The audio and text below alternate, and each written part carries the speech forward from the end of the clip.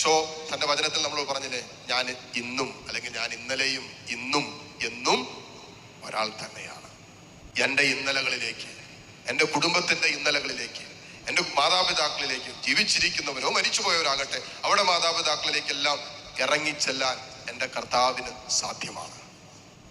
അവരിലൂടെ എൻ്റെ ജീവിതത്തിലേക്ക് ഞാൻ സ്വന്തമാക്കേണ്ടി വന്ന അനുഭവങ്ങളിലൊക്കെ സൗഖ്യം തരാനും ഈശോയ്ക്ക് പറ്റും.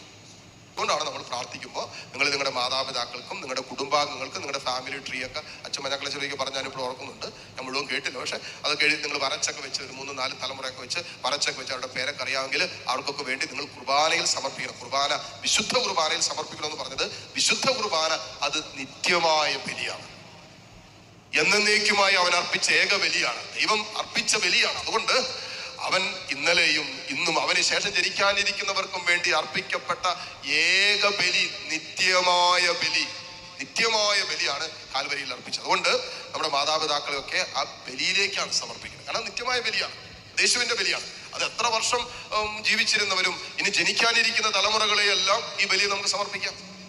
അത് ലോകം മുഴുവനും വേണ്ടി യേശു അർപ്പിച്ച എന്നേക്കും വേണ്ടി നിത്യമായി അർപ്പിക്കപ്പെട്ട ബലിയാണ്. അതുകൊണ്ടാണ് നമ്മുടെ എല്ലാ പ്രശ്നങ്ങളും കുടുംബത്തിന്റെ, തലമുറകളുടെ, ശാപത്തിന്റെയോ രോഗത്തിന്റെയോ തകർച്ചകളുടെയോ ഒക്കെ നമ്മൾ വിശുദ്ധ കുർബാനയിലാണ് സമർപ്പിച്ച് പ്രാർത്ഥിക്കേണ്ടതെന്ന് പറഞ്ഞത്. നമുക്കറിയാവുന്ന ഒരു വിഷയമാണ് നമ്മുടെ മാതാപിതാക്കളിലൂടെ, അല്ലെ, അമ്മയുടെ മായിട്ട് ഡയറക്റ്റ് കണക്ഷൻ ഉണ്ട്. ആർക്ക്? കുഞ്ഞുങ്ങൾക്ക്, അമ്മയുടെ ഉദരത്തിലായിരിക്കുന്ന കുഞ്ഞുങ്ങൾക്ക്.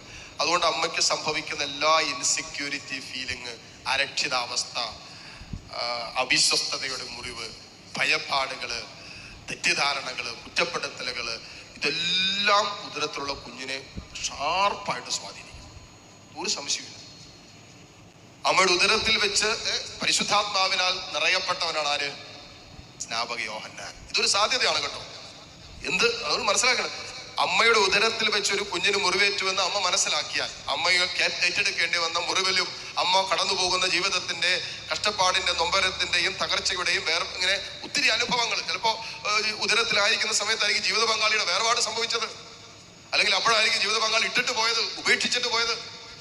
ആ സമയത്തായിരിക്കും ഒരുപക്ഷെ ജീവിത പങ്കാളിയുടെ ക്രൂരമായ മർദ്ദനങ്ങളും പീഡനങ്ങളും, മദ്യപിച്ച് വന്ന് ബോധമില്ലാതെ വന്ന് ശാരീരികമായ പീഡനങ്ങൾ പോലും കുഞ്ഞു ഉദരത്തിലുള്ളപ്പോ ഏറ്റെടുക്കേണ്ടി വന്നിട്ടുണ്ടാകാം. ഇതൊക്കെ ഉറപ്പായിട്ട് ആ കുഞ്ഞിനെ സ്വാധീനിക്കുന്നത് അമ്മയ്ക്കും അറിയാം. ഉദരത്തിൽ വെച്ച് തന്നെ കുഞ്ഞിനെ സൗഖ്യം എടുക്കാൻ പറ്റും. കാരണം സ്നാപക യോഹന്നാൻ അമ്മയുടെ ഉദരത്തിൽ വെച്ച് തന്നെ പരിശുദ്ധാത്മാവിനാൽ നിറഞ്ഞവനാണ്. അതുകൊണ്ട് ഇത് വളരെ പ്രധാനപ്പെട്ടതാണ്. ഒരു കുഞ്ഞ് ഒരു അമ്മയുടെ ഉദരത്തിൽ രൂപം കൊള്ളാൻ തുടങ്ങിയ ആ സമയം മുതൽ ആ കുഞ്ഞിന്റെ മേല് നിങ്ങൾ കർത്താവിന്റെ സ്നേഹവും സാന്നിധ്യവും വചനവും കർത്താവിന്റെ രക്തവും ഒക്കെ ഇട്ട് മുദ്ര ചെയ്ത് നിരന്തരം പ്രാർത്ഥിച്ചുകൊണ്ടിരിക്കണം. പിന്നെ നിങ്ങളുടെ മനസ്സിനെ വല്ലാതെ അസ്വസ്ഥപ്പെടുത്തുന്ന കാര്യങ്ങളിലേക്കൊന്നും നിങ്ങൾ ശ്രദ്ധിക്കാൻ പോകരുത്. കാരണം ഇത് പിശാചിന്റെ ഒരു കെണിയുണ്ട്. കാരണം എന്താണെന്നറിയോ? നിങ്ങളെ ആ സമയത്ത് മാനസിക അസ്വസ്ഥതകൾ സൃഷ്ടിച്ചിട്ട് ആ കുഞ്ഞിന്റെ മേല് പിശാചിനെ അറ്റാക്ക് ചെയ്യാനായിട്ട്. ആ കുഞ്ഞിന്റെ സ്വഭാവത്തിൽ വലിയ പ്രശ്നങ്ങളായിരിക്കും.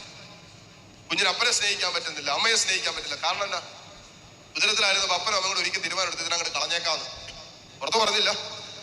പിന്നെ ഡോക്ടറൊക്കെ പോയി കണ്ടപ്പോൾ, അല്ലെങ്കിൽ മാതാപിതാക്കൾ ഡിസ്കസ് ചെയ്തപ്പോൾ അവർ പറഞ്ഞു, വേണ്ട, കുഞ്ഞിനെ കളയാൻ പാടില്ല, ദൈവഹിതമല്ല, ദൈവം ദാനമായി തന്നതാണ്, ഉദരഫലം ദൈവത്തിന്റെ സമ്മാനമാണ്. എത്രയോ പേര് കുഞ്ഞിന് വേണ്ടി ആഗ്രഹിച്ചിട്ട് കിട്ടുന്നില്ല. നിങ്ങൾ കളയരുത്, നിങ്ങൾക്ക് നോക്കാൻ പറ്റില്ല, ഞങ്ങൾ നോക്കിക്കോളാമെന്ന് ദൈവിക ജ്ഞാനമുള്ള മാതാപിതാക്കൾ പറഞ്ഞതിന്റെ പേരിൽ ആ കുഞ്ഞിനെ സ്വീകരിക്കാൻ തയ്യാറായ മാതാപിതാക്കളുണ്ട്.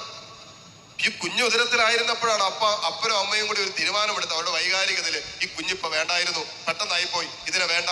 അത് ആ കുഞ്ഞിന്റെ സ്വഭാവത്തിലേക്ക്, അതിന്റെ DNA-യിലേക്ക്, അതിന്റെ വൈകാരികതകളിലേക്ക് ഒക്കെ അത് കടന്നു ചെല്ലുക. അതുകൊണ്ട് എന്താ, ഈ കുഞ്ഞ് വളരാൻ തുടങ്ങി കുഞ്ഞിന് അപ്പനെ സ്നേഹിക്കാൻ പറ്റില്ല, അമ്മയെ സ്നേഹിക്കാൻ പറ്റില്ല. അപ്പനാണ് കുഞ്ഞിന്റെ ഏറ്റവും വലിയ ശത്രു. വീട്ടിലാണ് എല്ലാ പ്രശ്നവും. പുറത്തേക്ക് ഇറങ്ങി ഇത്രയും നല്ല പയ്യനില്ല കേട്ടോ, പുറത്തേക്ക് ഇറങ്ങി അത്രയും മിടുക്കനില്ല. പക്ഷെ വീട്ടിലുണ്ടല്ലോ, വീട്ടിൽ കയറി കഴിഞ്ഞാൽ ഈ സാധനം അപ്പനും അമ്മയും കണ്ണെടുത്താൽ കണ്ടത് വീട്ടിൽ ഭയങ്കര പ്രശ്നം. അത് ഈ അമ്മയുടെ ഉദരത്തിൽ വെച്ച് ചില തിരസ്കരണത്തിന്റെ അനുഭവങ്ങളിലൂടെയൊക്കെ ഒരുപക്ഷെ കടന്നു പോയിട്ടുണ്ടാകാം.